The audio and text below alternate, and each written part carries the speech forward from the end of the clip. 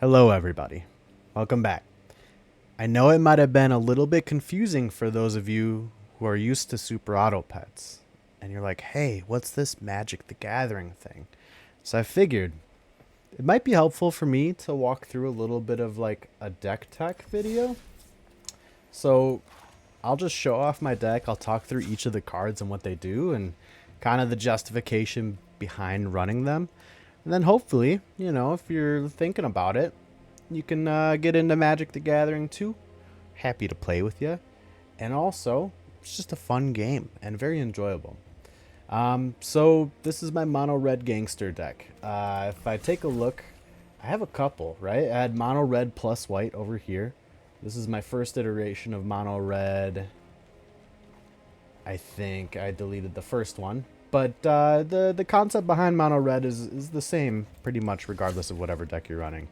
Um, just beat face, burn face, lots of damage, win the game early. That is the goal of this entire deck. And so we'll walk through the cards here. So the first card here we have is Kumano Faces of Kakazan. Uh, Basically, this is an enchantment saga. When it comes down, it deals 1 damage, and then every single turn it goes through each of the numbers of the saga. So the next turn, whenever I cast a creature spell, it'll put a +1/+1 counter on it. So that's pretty nifty. And then on the third turn, after I cast this, it turns into the creature on the right that you see etching of Kumano. It's a haste. If the creature is dealt damage, it'll exile it instead. So that's a good card. Here we have is Miran Banesplitter. This is an artifact. When it comes in, it attaches to another creature. It gives the creature +2/+0. It's a 1-drop. It's nice. Over here we have Monastery Swiftspear, another 1-drop, low mana, haste and prowess. What's prowess? Every single time you cast a non-creature spell, this creature gets +1/+1 till the end of turn. And so you can kind of see how there's synergies already with the previous 2 cards. So if I have this on the field and I play either this or this, it's going to pump this guy by +1/+1. And this will actually pump it by +3/+1. So a quick way to get damage on the board, and because this guy has haste, you can do all of that pretty quickly there. This card is really the all-star of the deck. Monstrous Rage, and honestly all the cards are kind of all-stars of the deck, but Monstrous Rage, instant card, target creature gets +2/+0 till end of turn, and then they get the monster roll. And so you can see the monster roll gives the creature +1/+1. So effectively, you pay 1 mana, you give a creature +3/+1 until the end of turn. And then, if you're playing Monastery Swiftspear, it's actually +4/+2 because, it's triggering that prowess. So pretty solid, quick way to get damage, and it's an instant, so you can do a lot of combat trick stuff with it too. Play with Fire here, deals 2 damage to any target. This is good for just doing burn, but also I run like not a lot of lands in this deck, so if you have a 1-lander and you're keeping it, you can use this to hit someone in the face for 2 damage, but also scry 1, which is nifty because then you can scry before your draw step and filter your deck a little bit. Sometimes you'll see that in as I play. The next one is just straight up a lightning strike, 3 damage to any target. It's an instant, so if I'm keeping up 2 mana, generally I have a lightning strike up. It's a good card. Not much else to say there. Good removal. This is one of the other all-stars of the deck. This is similar to Monastery Swiftspear, but in a way it's kind of better and worse. So it's flying haste. So flying gets over a lot of different creatures. Not a lot of decks run flyers. And then whenever I cast a non-creature spell, it gets +2/+0. So if we're talking, if this is Slick Shot on the field and I play a Monstrous Rage, right? You're looking at +3/+1. And then over here, you're getting another +2/+0. So you're getting +5/+1 off of 2 cards with 3 mana, which is pretty solid. And this has haste, so you get in with the damage right away. And then this next card, Twinferno, this is like the spice of the deck, right? It's a very good utility piece. It's really crappy if it's like the only card in my hand, but it synergizes well when I have a board state and when I have just instants or sorceries that I can cast. It's pretty nifty. So the first mode of it is that I can cast an instant or sorcery and it'll copy that for the next one that I cast. So I can play Twinferno, and then what I can do is I can cast like a Monstrous Rage, and it'll double up the +2/+0 of the monstrous rage pump. So that sometimes that's nifty. And then the second mode of this is target creature you control gets double strike until the end of the turn. And so this is really good at like getting through damage with the monstrous rage as well, because the monstrous rage also gives trample, which allows damage to go through blockers if you have more damage than the blocker has toughness. And so Twinferno allows you to smack through the dude and then also kind of get in a full hit, which is nice. The next card we have here is Chandra.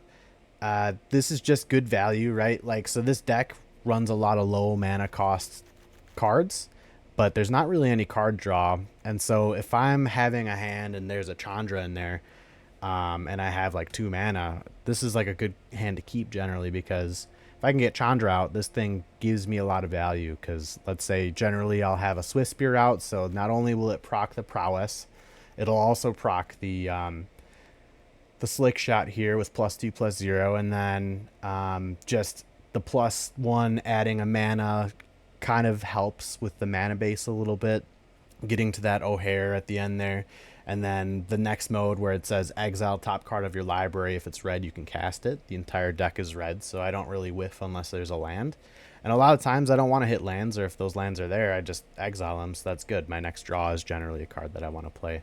And this gives me card advantage. It makes people not focus me, and they have to dedicate resources to getting rid of this. So it's a good card. And then sometimes you'll see that if I drop this on turn 3, I'll get all the way to the ultimate, and then whenever I ult, it's usually just end of game, because you exile the top 5 cards of your library, you can cast red spells from them this turn, and then every single time I cast a red spell, that spell does X damage, where X is the mana cost. So if I cast a lightning strike, I can do 2 damage and then 3 damage. So it's just 5 damage.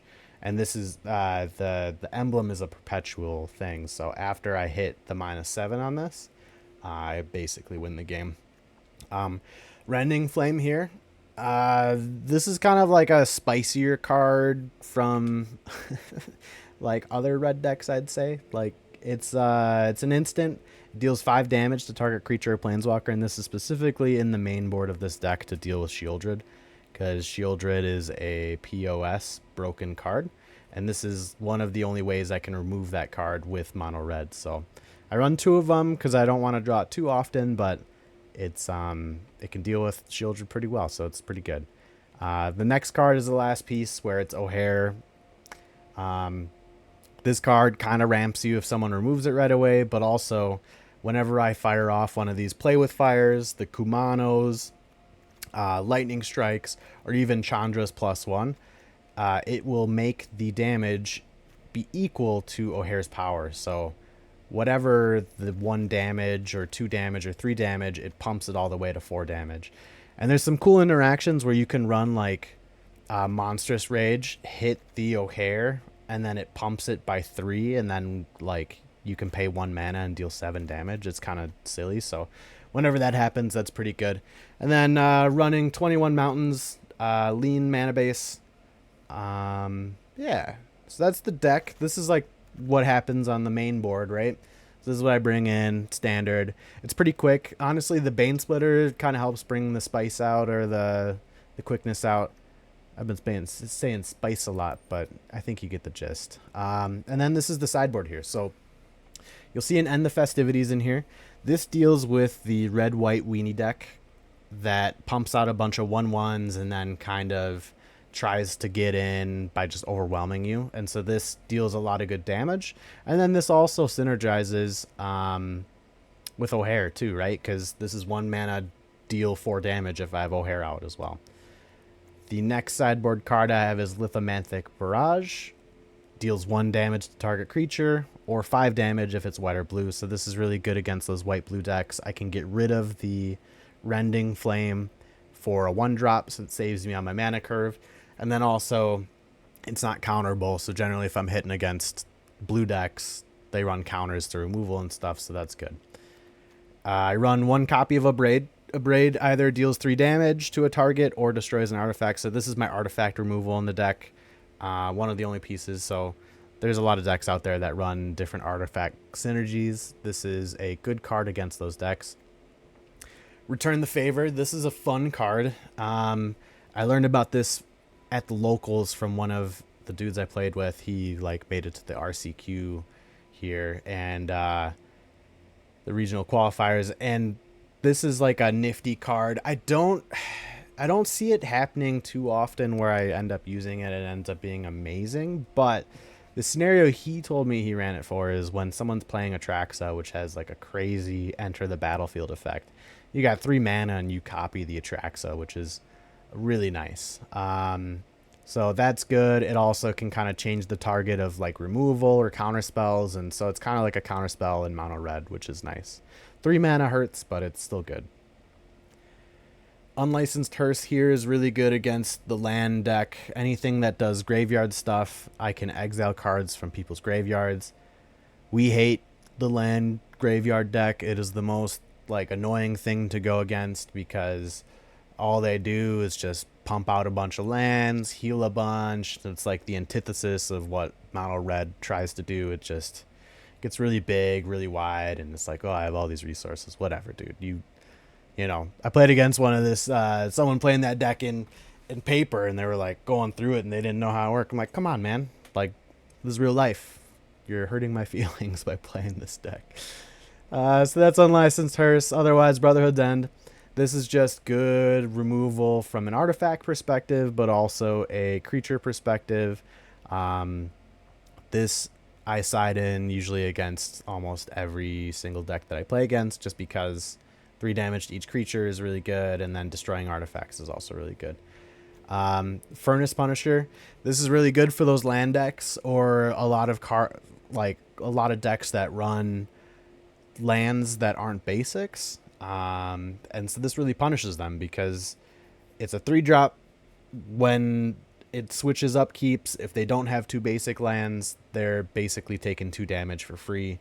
So generally this is really good. And then it has Menace, and it really runs well with pumping it up and dealing damage. So it's a nice piece as well.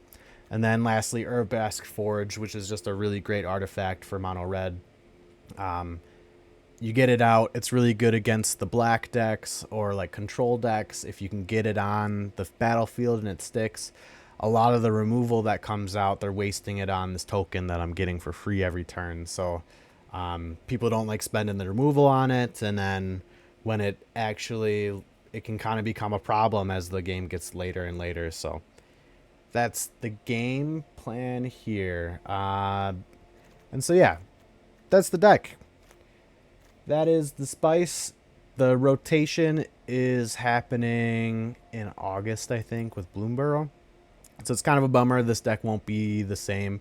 Like, Kumano's going to drop off. And so is Play with Fire. And so is Chandra. So I'll have to find replacements for these cards. Hopefully they print some cool stuff. I have made a separate mono red deck over here using cards that are in the format that will be there after ban, and it really cycles around Oil and Urbrass Forge, which is nice. But yeah, that's it. That's the rundown on the deck. I hope you enjoyed my video, and I hope you have a great day.